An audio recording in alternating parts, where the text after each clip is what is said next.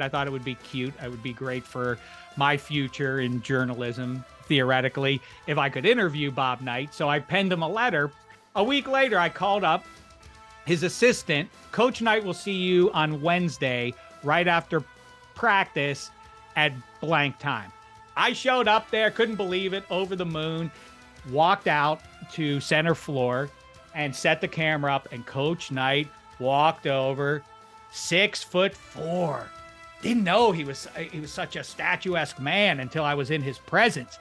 And he looked like an eagle almost. He was a striking man as he walked over in his red sweater. They had lost the previous spring to Kansas. And I said, you know, they'd gotten embarrassed by Kansas, in fact, in the tournament. And I said, is there any motivation? Does that do anything? Some sort of, reckoning against the Jayhawks for you, for the players and everybody, several months after the fact? And he said, if that's the kind of question you're going to ask me, we can wrap this up right here. And wow, what a delight.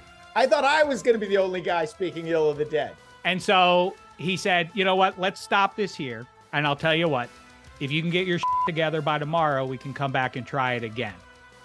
And then he turned and walked, paused, came back, said, also, I need that videotape. And at the time, the tape of the day was a high 8 tape, like the size of a little audio cassette.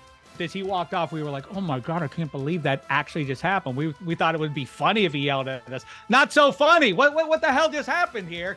And then my shooter said, on that tape, I have a bunch of other stuff. We need to get that thing back. We can't let him have it. And we went and knocked on the door and to the trainer's office that he had gone into. And a student trainer stuck his head out and said, sorry, guys, that tape's gone. I did go back the next day. I asked him some softball questions. He concluded it by saying, now that's how you do an interview.